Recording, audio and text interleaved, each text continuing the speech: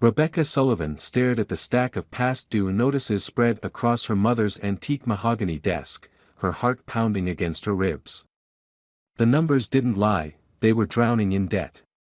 Nearly $50,000 worth. Her fingers trembled as she rifled through envelope after envelope, credit card statements, bank notices, even a letter from a collection agency. How had she never noticed? The sound of keys jingling at the front door sent her scrambling to return the papers exactly as she'd found them. She'd only discovered them while searching for a missing textbook in her mother's home office.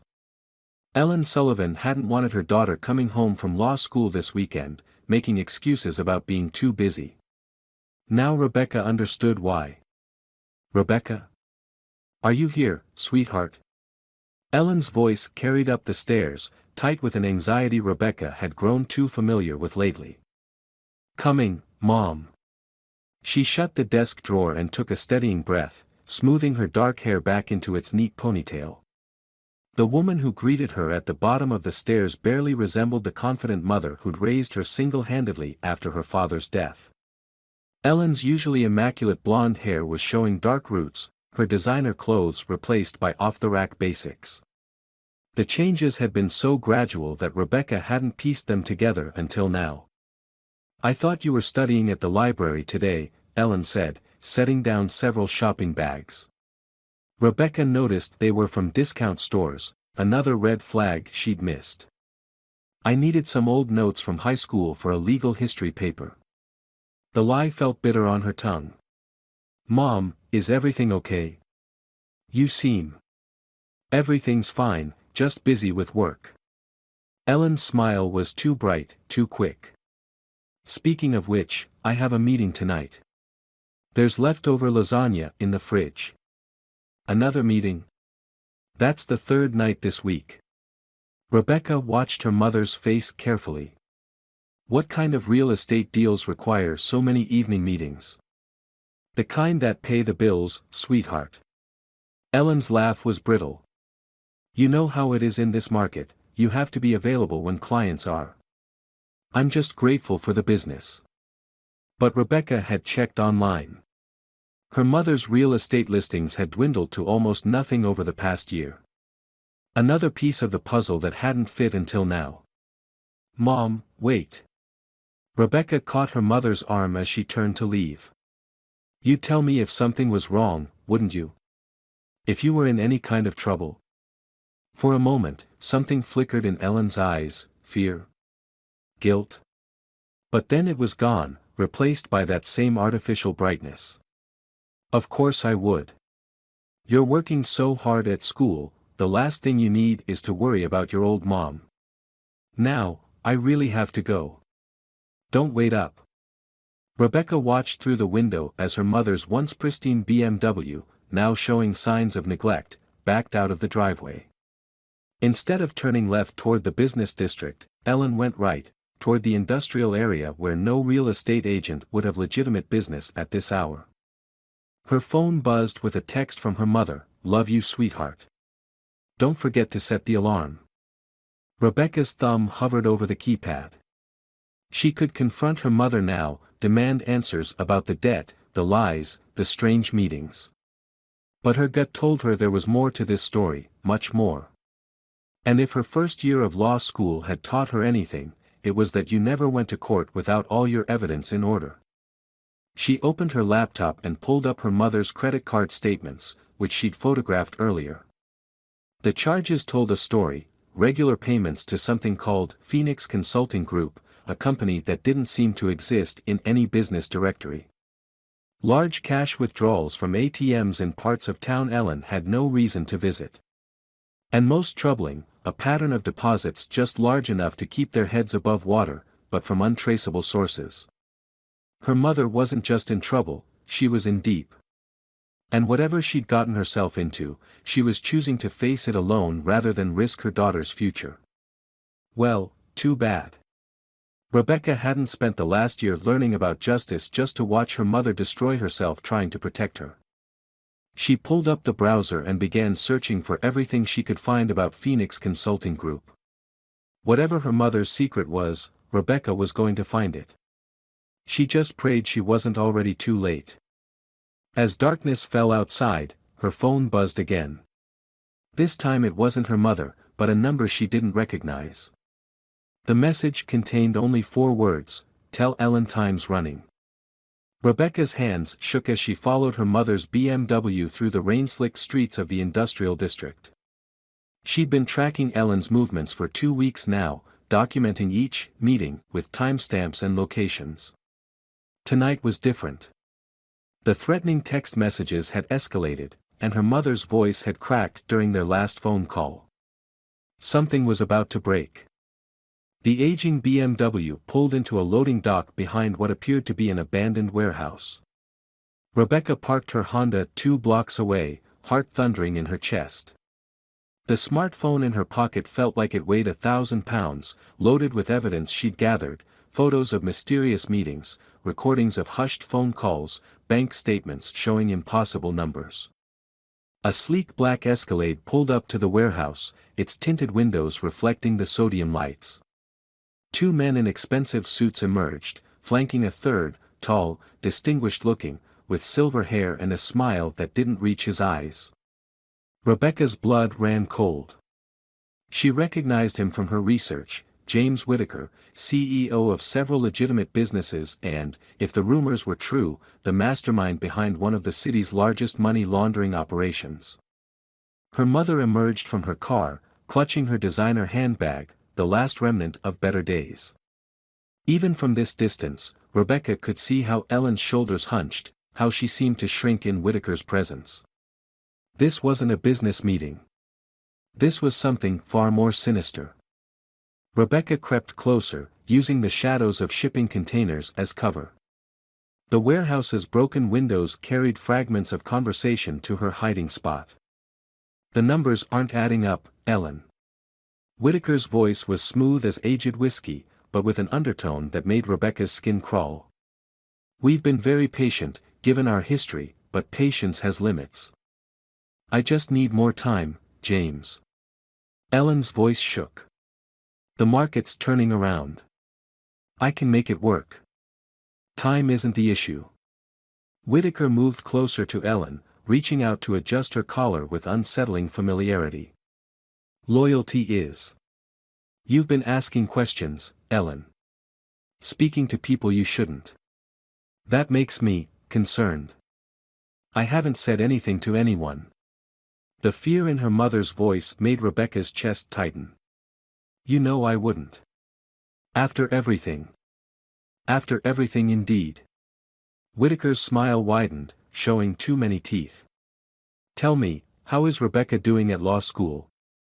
Such a bright girl. Following in her father's footsteps." "It would be a shame if anything interrupted her studies." Rebecca had to clamp her hand over her mouth to stifle her gasp. The pieces suddenly clicked into place. Her father hadn't died in a random car accident 12 years ago. He'd been investigating money laundering cases as a prosecutor. The timing couldn't be coincidental. "Leave her out of this." Ellen's voice had changed, steel replacing the fear. "She knows nothing. See that it stays that way." Whitaker checked his watch. "You have 1 week to show me better numbers. After that, well, let's just say I'd hate to see history repeat itself." Rebecca's foot knocked against a loose piece of metal, sending it skittering across the concrete. The sound echoed in the cavernous space. Everyone froze. "Check it out," Whitaker commanded. One of his men started moving toward Rebecca's hiding spot, hand reaching inside his jacket. She pressed herself against the shipping container, barely breathing. The guard's footsteps grew closer.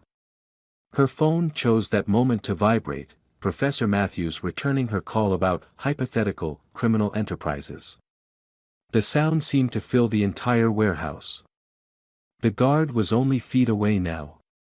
Rebecca could hear him breathing. She closed her eyes, trying to remember everything she'd learned in self-defense class. But before the guard reached her position, a cat yowled and darted from behind another container, streaking past the guard's feet. "Just a stray," the guard called back. Rebecca sagged in relief. She waited until the Escalade's engine faded into the distance before allowing herself to move. Her mother's car was already gone. Rebecca's mind raced as she walked back to her Honda on trembling legs. Her father's death, her mother's debt, Whitaker's threats, it was all connected. And now she had proof. But proof was dangerous. Her father had proof too, and look what happened to him. Rebecca started her car, hands gripping the steering wheel so tight her knuckles went white.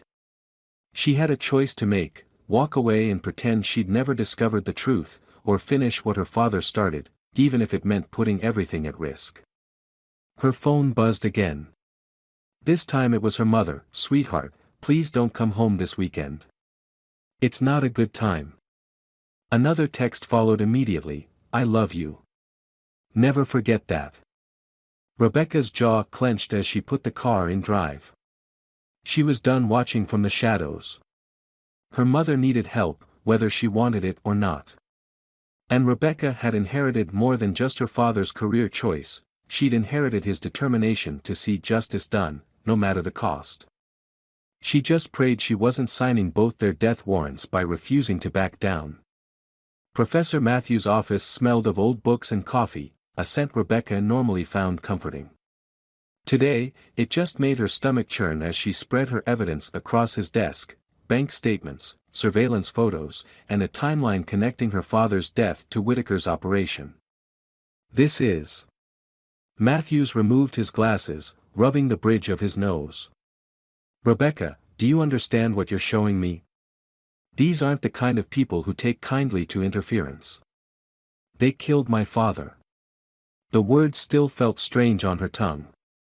"And now they're using my mother to launder money through fake real estate transactions. They're threatening her to keep her quiet." Matthews leaned back in his chair, the leather creaking. Before becoming a law professor, he'd spent 20 years as a federal prosecutor. More importantly, he'd been her father's mentor and friend. "Your father was getting close to exposing their operation," Matthews said quietly. "The accident. I always had my suspicions, but could never prove anything. They were too careful. And now they've trapped my mother in the same web." Rebecca's voice cracked. She must have discovered something after Dad's death. "Instead of exposing them, she made a deal to protect me. But the debt keeps growing, and they'll never let her go. The question is, what are you going to do about it?" Matthews studied her with keen eyes. "Going to the police is risky. Whitaker has connections throughout the department.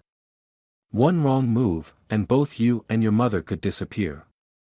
I can't just do nothing." Rebecca stood, pacing the small office. "Every time I close my eyes, I see Dad's car going over that guardrail. I see Mom flinching when her phone rings. I won't let them destroy what's left of my family." "Sit down." Matthew's tone was gentle but firm. When she complied, he continued: "Your father was brilliant, but he worked alone. That was his mistake. We need to be smarter." Rebecca's heart skipped. "We? You think I've spent the last 12 years forgetting what they did to my best friend?" Matthews pulled out a burner phone from his desk drawer. "I've been gathering information, building a network of trusted contacts. Waiting for the right moment. Maybe this is it." He handed her the phone. "First rule, no electronic trails they can trace. Use this to contact me or the numbers programmed in it. Nothing else." Rebecca stared at the basic flip phone. "Who are the other numbers?" "People who want to see Whitaker fall. A forensic accountant who's been tracking his shell companies. An FBI agent who worked your father's case and never bought the accident theory. A few others." Matthews leaned forward. "But Rebecca, if we do this, you have to be prepared for the consequences. Your mother made her choice to protect you. Are you sure you want to risk undoing that sacrifice?" Rebecca thought of the fear in her mother's eyes at the warehouse, the way Ellen's hands shook when she thought no one was watching. "Mom spent 12 years protecting me. Now it's my turn to protect her. Matthews nodded slowly. Then we need a plan. One that doesn't just expose Whitaker, but ensures your mother's safety. The evidence you've gathered is a start, but we need more. Something concrete enough that even Whitaker's connections can't make it disappear. I might have an idea. Rebecca pulled out her mother's bank statements. These deposits, they're just under the reporting threshold. But if we could prove where the money's really coming from. She worked late into the night with Matthews, mapping connections and identifying weak points in Whitaker's operation. It felt good to be doing something, to be fighting back instead of just watching her mother suffer. As she left Matthews' office, her burner phone buzzed. The message was from an unknown number. Ms. Sullivan, this is Agent Cooper, FBI. We need to talk about your father's case. And about James Whitaker. Rebecca's pulse quickened. She was about to respond when another text came through on her regular phone, from her mother. Sweetheart, I've done something terrible. Please forgive me. Fear closed around her throat like a vice. What had happened? What had they made her mother do? The campus clock tower began to chime midnight as Rebecca stood frozen between two phones, two messages, and two impossible choices. Time was running out, and she had to decide, trust the FBI and risk exposing their plans, or race to her mother's side and potentially walk into a trap. The clock's final toll faded into silence, leaving Rebecca with the sickening certainty that whatever choice she made, someone she loved would pay the price. Rebecca's hands gripped her steering wheel as she raced through the rain-slicked streets toward home. Her mother's text message played on repeat in her mind, I've done something terrible. She tried calling both Ellen's cell and their landline, but neither was answering. The house was dark when she pulled up, but Ellen's BMW sat in the driveway, water beating on its hood. Still warm. Rebecca approached the front door cautiously, remembering Matthew's warnings about being careful. The lock clicked open under her key. Mom. Her whisper seemed to echo through the silent house. Mom, are you here? A faint light spilled from beneath Ellen's office door upstairs. Rebecca climbed the steps slowly, her heart pounding against her ribs. The door was ajar. Ellen sat at her desk, illuminated by a single lamp. Papers were strewn everywhere, bank statements, property records, old case files. A half-empty glass of wine trembled in her mother's hand. I found your father's notes, Ellen said without looking up. He kept them in a safety deposit box. I've been paying the bank fees all these years, telling myself I was preserving his memory. Really, I was preserving evidence. Rebecca stepped into the room, her throat tight. Mom. Did you know he came to me that night? Ellen's voice was distant, lost in memory. Before the accident. He said he had proof of everything, the money laundering, the connections to city officials, all of it. He was going to take it to the FBI in the morning. She laughed bitterly. There never was a morning. Not for him. Whitaker killed him. Rebecca moved closer, seeing tears track down her mother's face. James came to me at the funeral. Ellen took a long swallow of wine. So sympathetic. So concerned about how I'd manage alone with a young daughter. He offered to help, a job in real estate, working with his investment group. Said David would have wanted his family taken care of. Rage burned in Rebecca's chest. He used Dad's death to trap you. I knew what they'd done. Ellen finally looked up, her eyes haunted. But you were only 10. What choice did I have? I told myself I was protecting you. Then the demands got bigger. The transactions more complicated.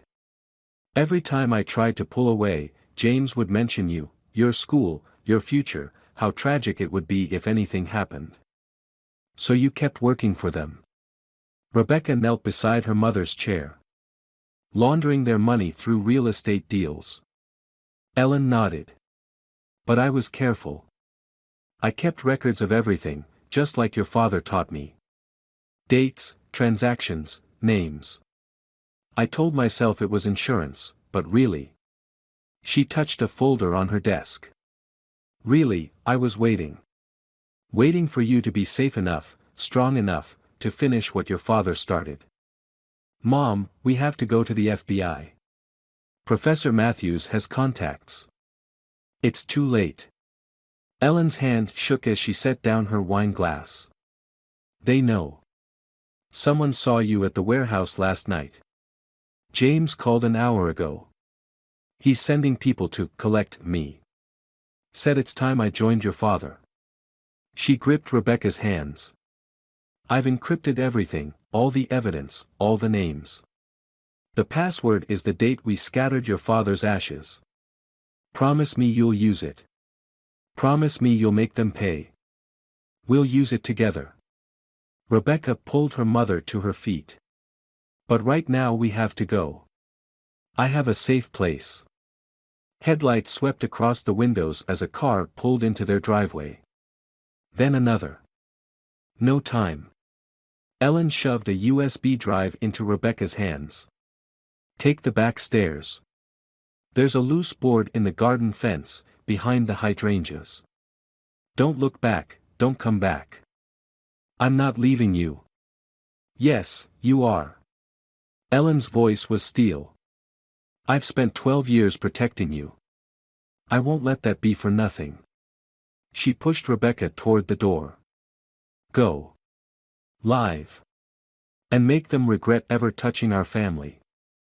Heavy footsteps sounded on the front porch. A fist pounded on the door. Mrs. Sullivan.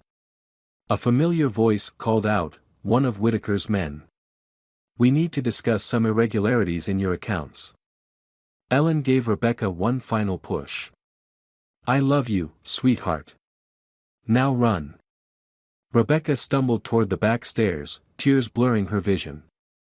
The front door splintered open just as she reached the kitchen.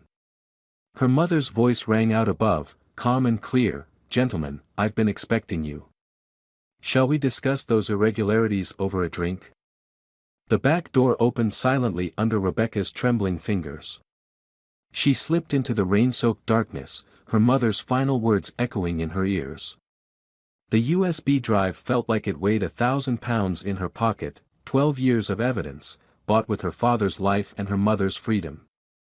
As she crawled through the gap in the fence, a single gunshot shattered the night. Rebecca bit back a scream and forced herself to keep moving, even as her world collapsed around her. She had the evidence. She had names. She had everything her father and mother had died to protect. Now she just had to live long enough to use it. The safe house was a modest cabin on the outskirts of town, owned by Professor Matthews through a series of shell companies. Rebecca sat at the kitchen table, surrounded by printouts of the encrypted files from her mother's USB drive. Her hands hadn't stopped shaking since that gunshot echoed through the night, but her mind remained razor-sharp, focused on the task ahead. The police found no body, Agent Cooper said from across the table, his FBI badge glinting in the overhead light. The house was clean, professionally cleaned. No signs of struggle, no blood, no shell casings. That means she could be alive.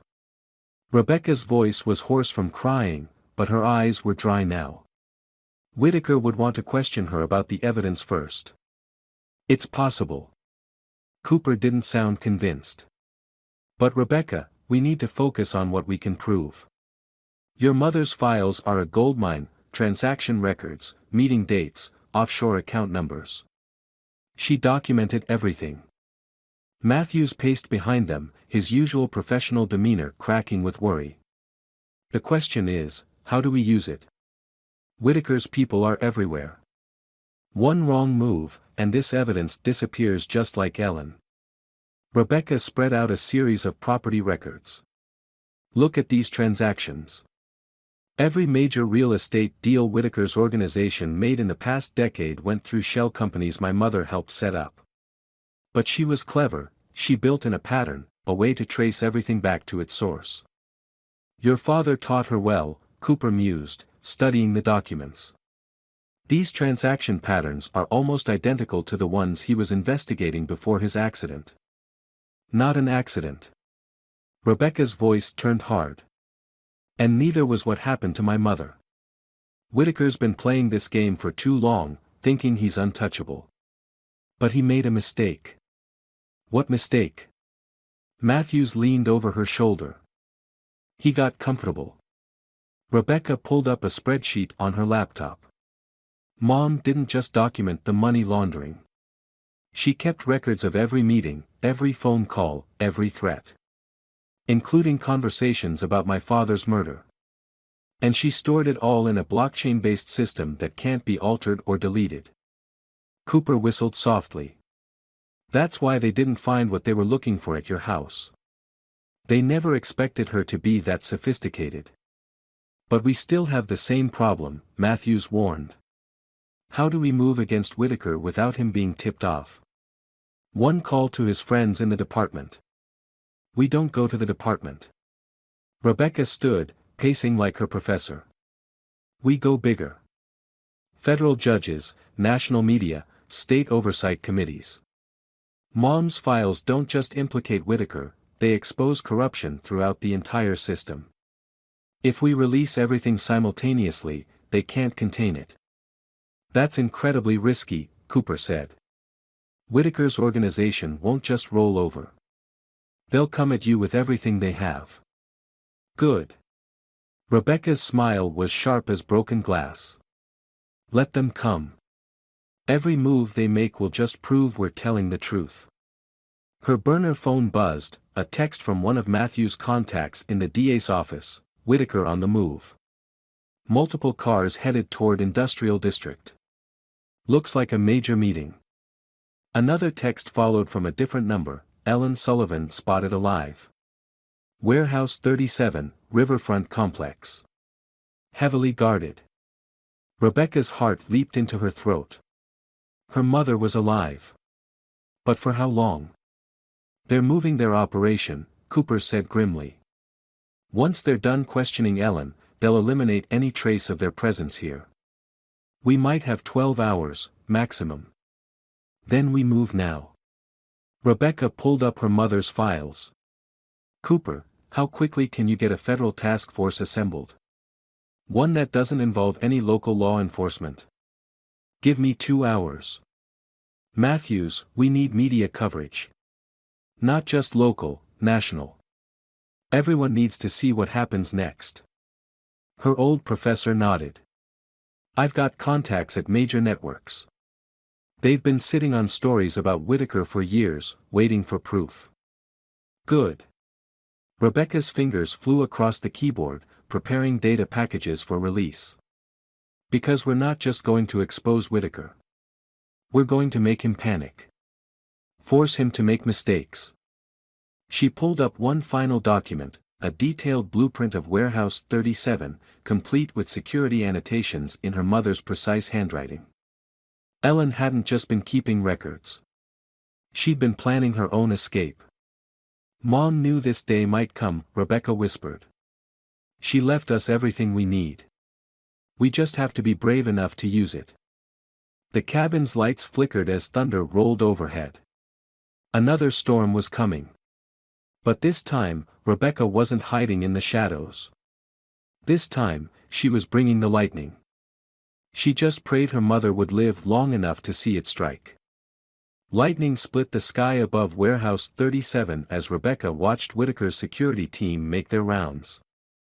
The storm had knocked out half the exterior lights, creating pools of shadow perfect for the FBI tactical team's approach.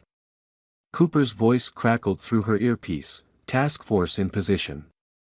Media vans are staged 3 blocks out. You sure about this, Rebecca? She touched the laptop in her backpack, containing everything her parents had sacrificed to collect. Everything goes public in 15 minutes, whether we're ready or not. I've set it on a timer we can't stop. Your mother taught you well. Matthew's voice joined the channel. Security cameras are looping now. You've got a clear path to the southeast entrance. Rebecca moved forward, rain soaking through her dark clothes. The warehouse door's keypad yielded to the code from her mother's files. Inside, the air smelled of rust and damp concrete. Voices echoed from the office area above, angry voices. The data has to be here somewhere. Whitaker's smooth tone had turned sharp with desperation. Search her again. I told you.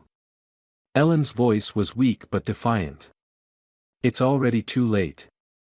Rebecca crept up the metal stairs, Cooper's team spreading out below. Through the office window, she could see her mother tied to a chair, face bruised but eyes fierce. Whitaker loomed over her, his expensive suit stained with sweat. 12 years I gave you, he snarled. Protected you, provided for you. And this is how you repay me. Protected me? Ellen laughed bitterly. You murdered my husband. Threatened my daughter. Called it protection while you turned me into your slave. But David taught me more than you realized. I learned from the best how to gather evidence. A phone buzzed. One of Whitaker's men cursed. Sir, something's happening. Our accounts, they're being frozen. All of them. Another phone chimed. Then another. The room filled with electronic chirping as notifications poured in. What did you do? Whitaker grabbed Ellen's throat. Rebecca had seen enough. She stepped into the doorway, Cooper's laser sight painting a red dot on Whitaker's chest.